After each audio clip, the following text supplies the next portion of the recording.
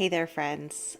So this video is definitely taking a different turn from my regular content, but it very much still reflects me and it shines a light on a different facet of what makes me me.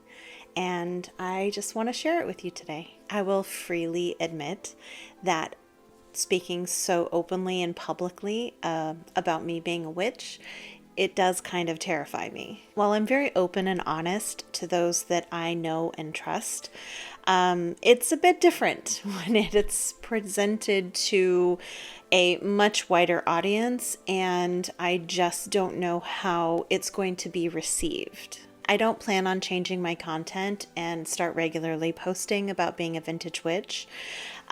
This may very well be the only video that I do on this subject. I don't know. All I know is that I was moved by the responses and the genuine curiosity that was exhibited when I made a post earlier this week. And I just kind of wanted to finally open up a little bit about my practice and really how I incorporate my vintage life, my vintage lifestyle with witchcraft. With that said, if this content is in any way uncomfortable for you, I just ask that you stop this video and just scroll past. I absolutely will not tolerate any threatening or harmful comments. They will simply be deleted and you will be blocked. So last week I posted a little video on Instagram and TikTok showing my summer solstice simmer pot. I'll generally post something in celebration of the solstices or the equinoxes, and that's generally the extent of me publicly stating that yes, I am in fact a witch. Being that my content is really about vintage lifestyle and vintage fashion, I do try to keep that part of my life a little bit separate. It's just what I'm comfortable with, but it is a pretty important part of my life, and of course I'm not ashamed of it.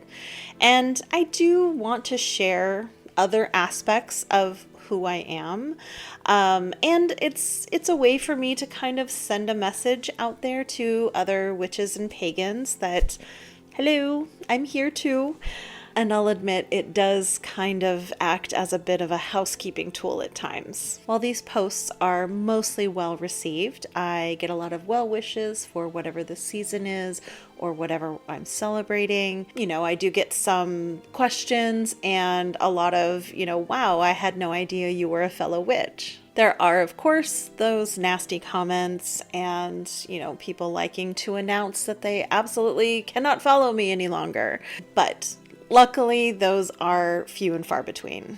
I do tend to get a lot of questions when I do post something that, announces that I'm a witch. But for some reason, this one did tend to garner a lot more questions. And so I thought it was about time to kind of open up a little bit more about this part of me. In my Instagram stories, I asked my followers to send me questions and just ask me anything that they want to know about my path, about me being a witch, and I'll definitely get to those questions along with just speaking about my journey and my path as a witch. And then also how I incorporate my craft into my everyday life and how that intertwines with my, love for vintage and the vintage lifestyle. Now, I am not a teacher or a guide by any means. I'm always learning myself. So this is definitely not a how-to guide or anything like that. It's really just me sharing this part of my life with you. So the first question is, when did you start practicing and how did you decide it was for you? So I've been a practicing witch for over 30 years now. And strangely enough, my journey into vintage and my journey to find magic kind of happened around the same time. I was 15, 16 years old. So my love for vintage and my path for magic have really always been intertwined. When I was a teenager, 15, 16 years old, I was just drawn to magic. And I just simply started reading everything that I could get my hands on. I wasn't raised to believe in any particular religion. My mom was pretty open and fluid about religion and spirituality.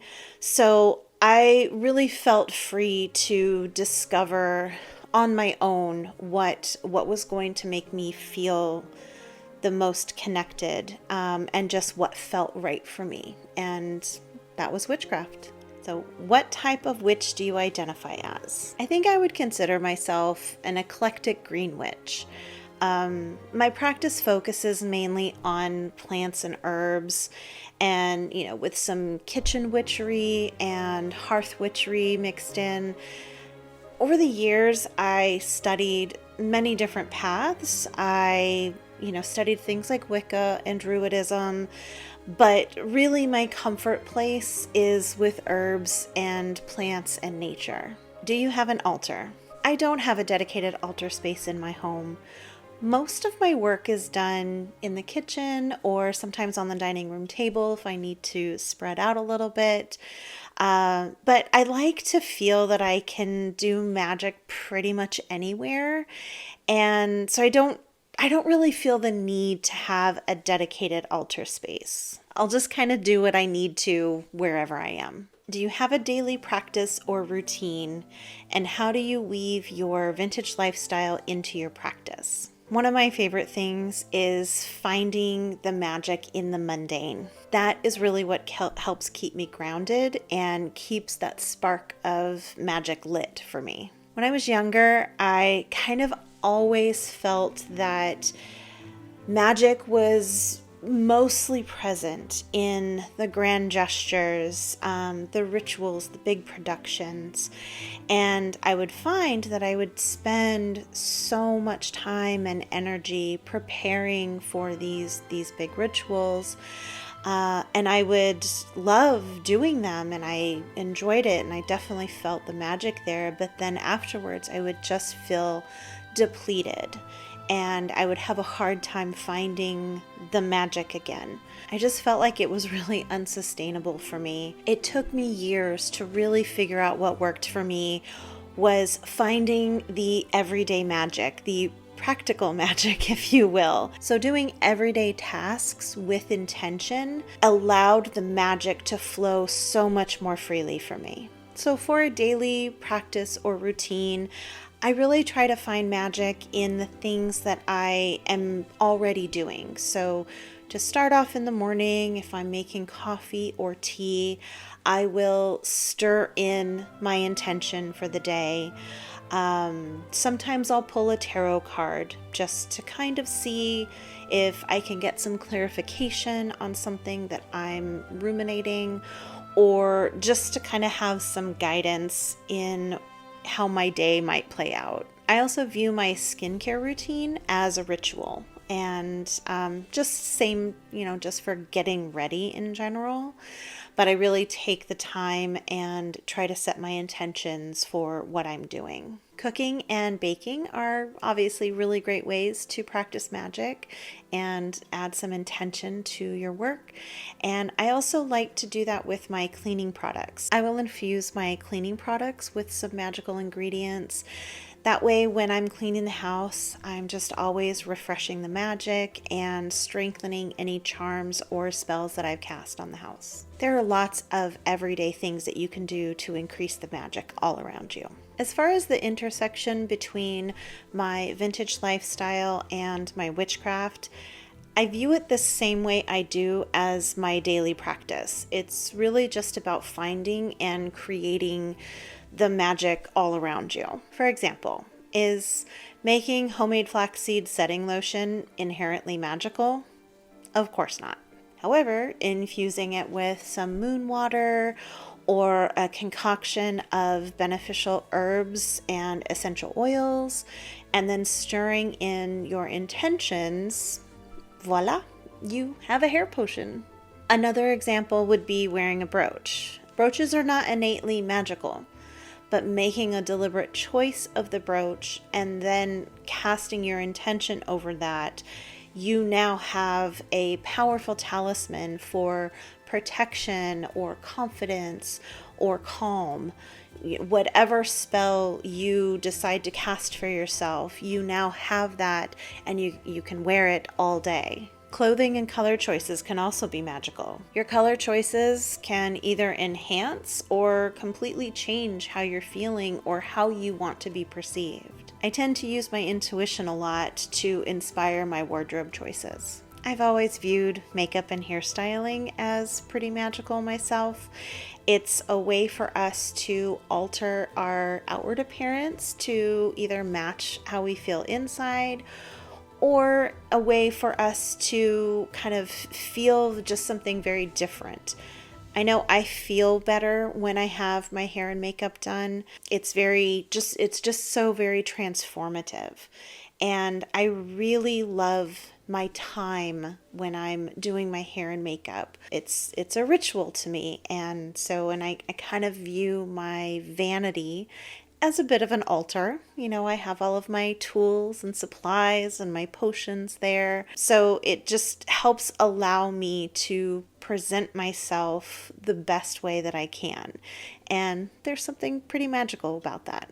Another way that I kind of weave my love for vintage and my witchcraft in a bit more of a direct and deliberate way is to thrift my witchcraft supplies and use vintage items instead of buying new ones. Now, for my practice, again, I kind of opt for a more practical approach to magic.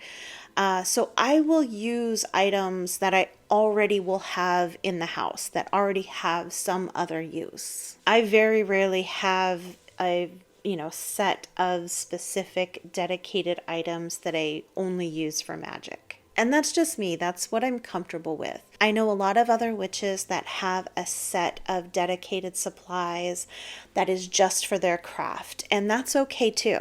But for me, it's just kind of a way to always have magic at hand. So if you think about, like the cauldron and the broom, which are two very iconic tools for witches, but they're not inherently magical items. They are made magical by the way they are used and the intention set by the witch.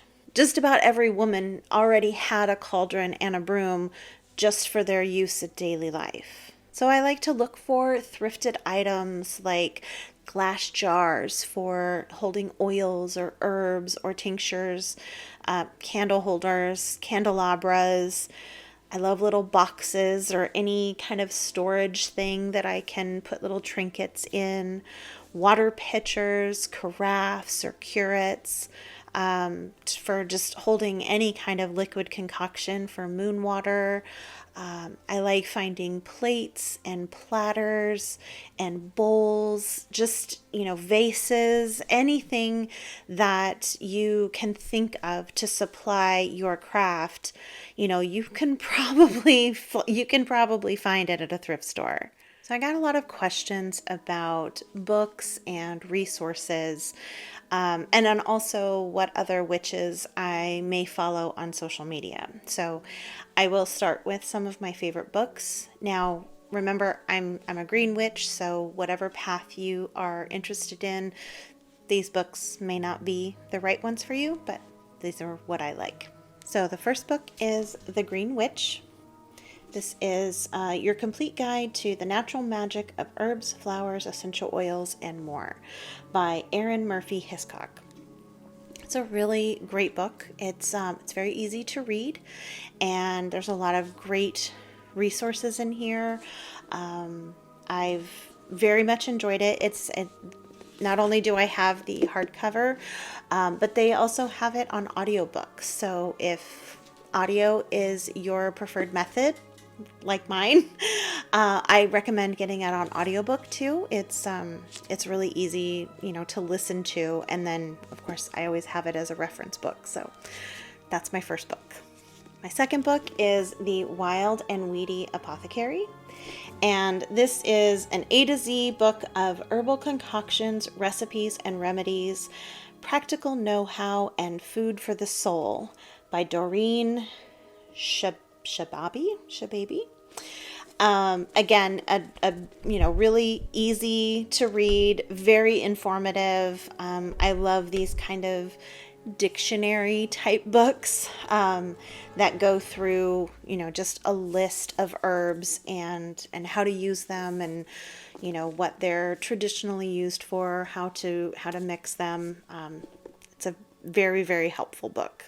And keeping with the botanical theme, this is the Illustrated Herbiary. I'm not sure how to say that. Herbiary. And it is Guidance and Rituals from 36 Bewitching Botanicals. Aside from it just being incredibly helpful, this book is stunningly gorgeous. The illustrations in here are just gorgeous, and I am a sucker for any kind of amazing fonts and drawings. And I mean, look at this. This is just so beautiful. I love the aesthetics of this book. It's so fun to look through and read, and it's got great information. So this book was probably one of the first books that I ever read. You can see I've made lots of notes. It's very, very well read. I have reread this over and over and over again. It is Embracing the Moon by Yasmin Galnorn. And it's a witch's guide to ritual spellcraft and shadow work. And there's just something about this book, the way that it was written and just the information that really, really touched me.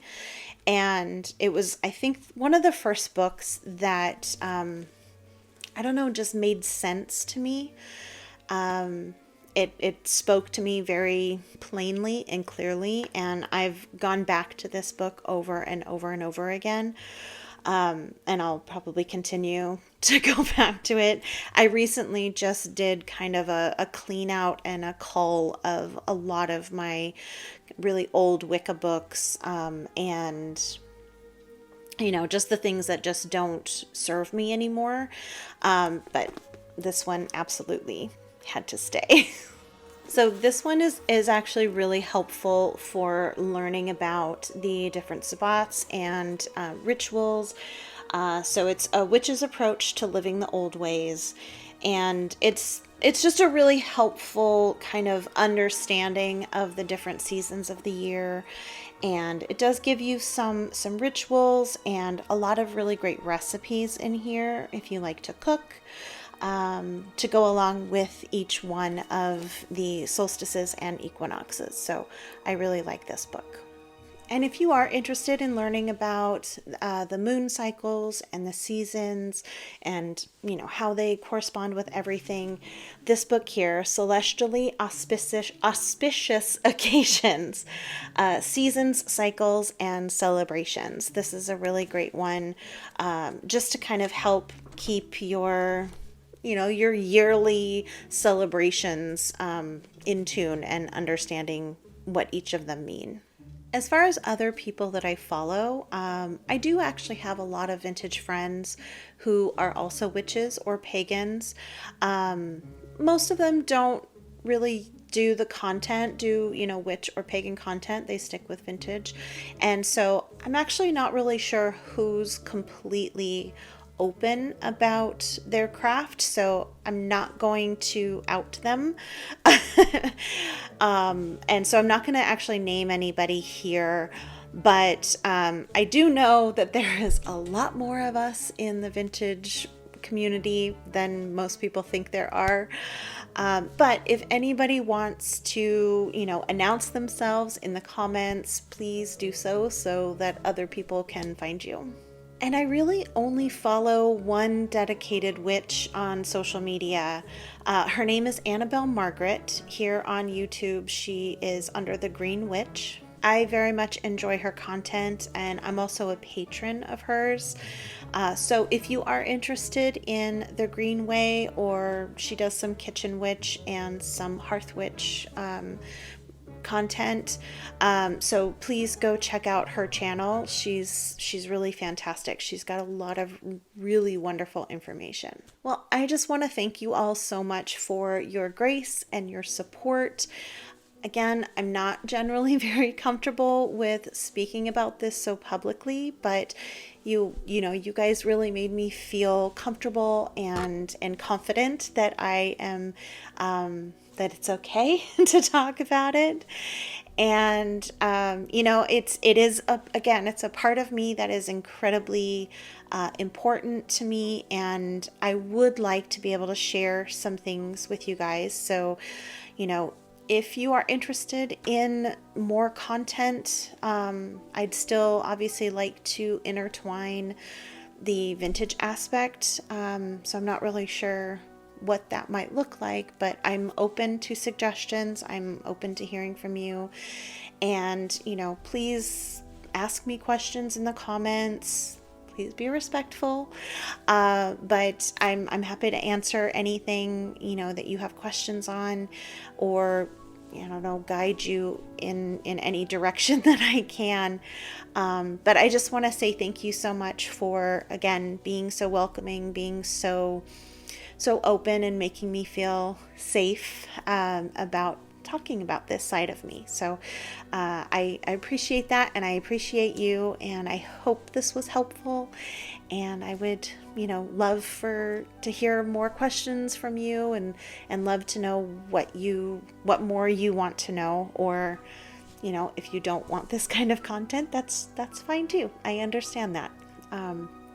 But I thank you very much, and I will see you again very soon.